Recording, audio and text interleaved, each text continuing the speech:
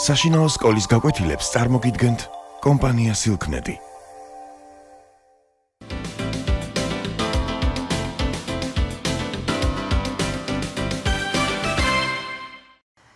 მოგესალმებით. დღეს ჩვენ ვისაუბრეთ ქართველი საბავშვო მწერლის რევაზ ინანიშვილის ძალიან საინტერესო ლიტერატურულ ზღაპარზე. თუ რა ქვია ამ ზღაპარს, ჯერჯერობით თავს შევიკავებთ და ზღაპრის სათაური შინაარსიდან გამომდინარე შევურჩიოთ.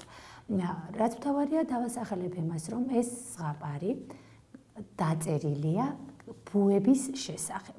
სანამ უშუალოდ ზღაპრის შინაარსზე გადავიდოდეთ, მოდი განვიხილოთ რა სახის ფრინველია ბუ. ბუ არის ღამის ფრინველი, არის მტაცებელი, აქვს საკმაოდ ბასრი ბრჭყალები, მოკაუჭებული ნისკარტი, აქვს კარგად განვითარებული სმენა და ტყის ბოლოსაც კი იგებს პატარა შრიალსაც კი. თუმცა, აქვე უნდა აღვნიშნოთ, რომ მისი ფრთები დაცულია რაღაც პატარა საფარით, რის გამოც ბუს ფრენა უხმოდ მიმდინარეობს.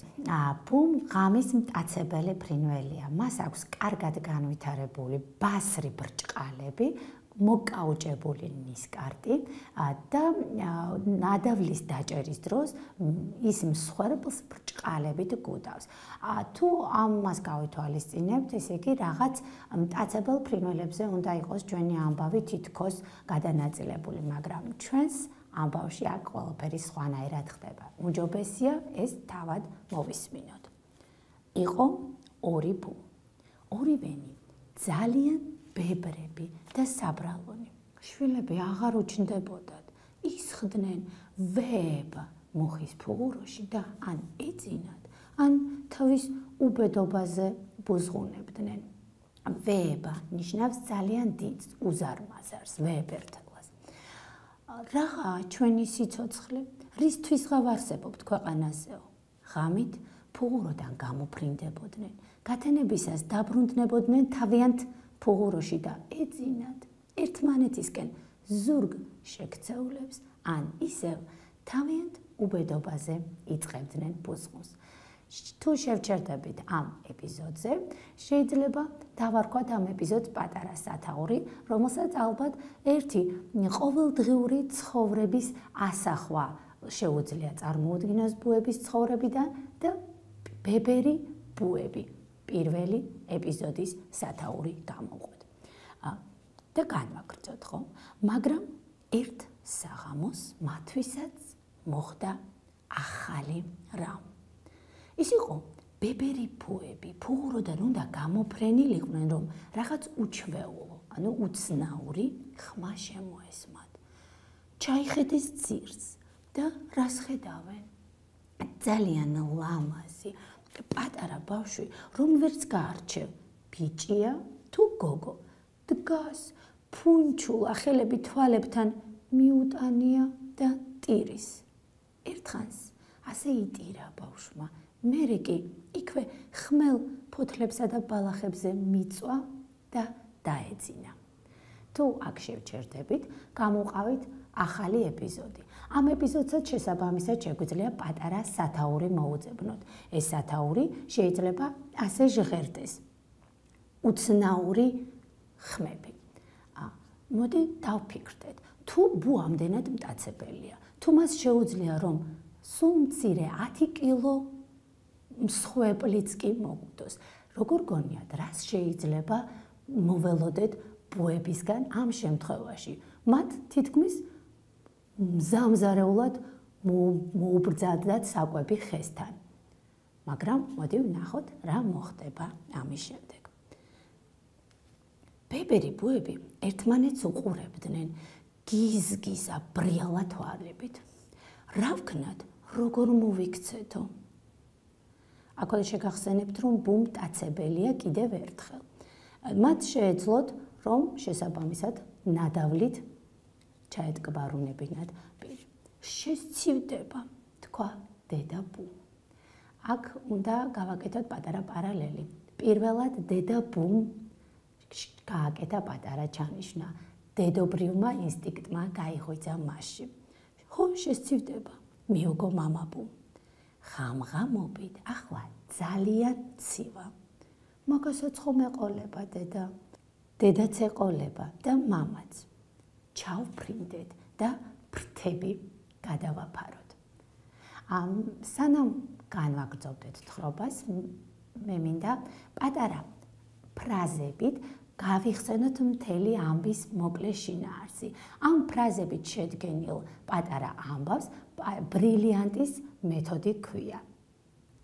გადავხედოთ უკვე წანაკითხს და გავიხსენოთ თანმიმდევრობა. რაზე იყო საუბარი? ანუ რა? ორი ბუხო, როგორები იყვნენ ისინი? ბებრები, საბრალოები და ბუზღუნები. რას აკეთებდნენ მანამდე, სანამ უცნაურ ხმას გაიგებდნენ ტყეში? გაფრინდნენ, შემოესმათ, დაინახეს. ახლა ჩვენ შეგვიძლია გავყოთ მეორე ნაწილი უკვე მას შემდეგ, რაც ეს უცნაური ხმა დააფიქსირეს. ფიქრობენ, ჩაფრინდნენ, ფრთები გადააფარეს. ამის შემდეგ ბუები სულ სხვანაირად გვევლინებიან მოთხრობაში. მზრუნველი, მოსიყვარულე და ამაყი. მოდი ვნახოთ ეს სამი ფრაზა, რომელ ეპიზოდში შეგვხვდება განსაკუთრებით. ფუღუროდან გამოფრინდნენ. ერთი-ორჯერ შემოუფრინეს ირგვლივ. დასძახოდნენ მძინარე ბავშვს, მაგრამ ბავშვი არ გატოკებულა, არ შერხეულა.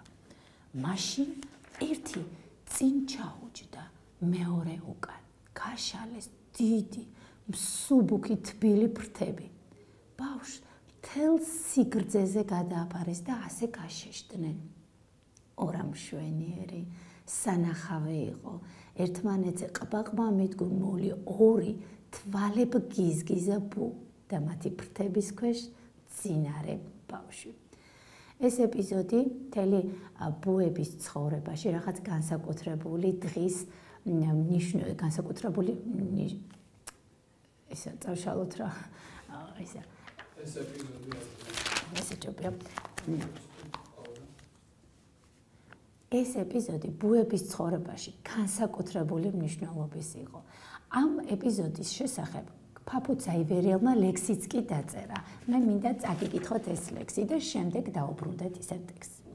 ტყეში, ღამის სიჩუმეში, მიყუჟულან, რასელიან, ფრთაფართქუნებს დიდი ფრთები, ვისთვის გადუფარებიათ, ვერცხლისფერი ძაფით ქსოვენ, ულამაზეს ღამის ზღაპარს და იმყინვა სიცივეში, თვით ქცეულან ბავშვის საფრად. რა თქმა უნდა, აქ შემოვიდა სიტყვა ამაყი. ისინი ამაყები იყვნენ თავიანთი საქციელით, რადგან მათ პატარა ბავშვს თავდადების და თავგანწირვის ფასად, რადგან ღამე ტყეში ძალიან ციოდა, ბავშვი გადაარჩინეს. აი ახლა ვნახავთ, როგორ ციოდა ღამე ტყეში, ტექსტიდან გამომდინარე. აცივდა ძალიან. ბებერი ბუები მაინც ისხდნენ და ამაყად თავაღებულნი გადასცემდნენ თავიანთი სხეულის სითბოს პატარა ლამაზ ბავშვს. პატარებს ხომ ღამღამობით ძალიან სჭირდებათ სითბო. ბუებსაც და ადამიანებსაც. აი აქ უკვე შეგვიძლია ალბათ გამოვყოთ ყველაზე მთავარი ეპიზოდი ამ ნაწარმოებისა და დავარქვათ კეთილი ბებერი ბუები. და განვაგრძოთ კითხვა. გათენებისას ტყეში ხმაური ატყდა. მოისმა ძაღლების ყება, თოფის სროლა. ბუებმა ერთხანს ითმინეს, მაგრამ ვეღარ გაუძლეს შიშს. აფრინდნენ და მუხის ფუღუროს შეაფარეს თავი. მოირბინეს ადამიანებმა, ჩაიჩოქეს ბავშვთან, დაუწყეს კოცნა. ხელებით უსინჯავდნენ სხეულს, უკვირდათ, სულ რომ არ შესცინოდა. ცისკენ იყურებოდნენ, ღმერთს სწირავდნენ მადლობას. ბებერი, კეთილი ბუებისთვის კი არავის ამოუხედავს. ბებერი ბუები უყურებდნენ ადამიანებს და სანამ ჩაიძინებდნენ, ჩვეულებრივად ბუზღუნებდნენ. შუ, ბუ, შუ, ბუ, რაღა ჩვენი სიცოცხლე. საკმაოდ ისე დასრულდა. თითქოს ბუებმა ძალიან დიდი წვლილი შეიტანეს მისი პატარა ბავშვის გადარჩენაში, მაგრამ ბუებისთვის მადლობა არავის გადაუხდია. თუმცა ჩვენ აქვე ისიც უნდა ვთქვათ, რომ სიკეთეს მადლობისთვის არასდროს ვაკეთებთ. სიკეთე თავისთავად უკვე ბედნიერებაა. მე მინდა ასე არ დავასრულოთ ეს მოთხრობა და თქვენ მოგიწოდოთ ერთი პატარა მეთოდით გავაკეთოთ ბუებისკენ მიმართული წერილი. მოდი ამ მეთოდს შეგახსენებთ, რომ ქვია რაფტი, სადაც მნიშვნელოვანია როლი, აუდიტორია, ფორმატი, შინაარსი. ამ ზღაპრის მთავარი შინაარსი სწორედ იმ სიკეთეზე იყო მიმართული, რაც თავდადებისა და თავგანწირვის ფასად დაუჯდათ ჩვენს ბუებს. აქვე უნდა ისიც გავიხსენოთ, რომ ყოველი ცოცხალი არსება ბუნების შვილია და ღვთისაგან ერთმანეთის საპატრონოდ და სიყვარულისთვის არის გაჩენილი. გემშვიდობებით მომავალ შეხვედრამდე.